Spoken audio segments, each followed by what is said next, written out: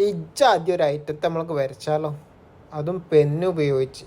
അധികമൊന്നുമില്ല, കുറഞ്ഞ സമയം വെച്ചിട്ടാണ് കേട്ടോ.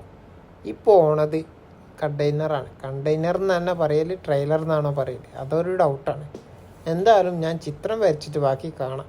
ഒറ്റ പേജിൽ ഒറ്റ ചിത്രം പെന്ന് ഉപയോഗിച്ചാണ്. അപ്പം മിസ്റ്റേക്കുകൾ കുറേ ഉണ്ടാവും, കണ്ടോടിട്ടോ.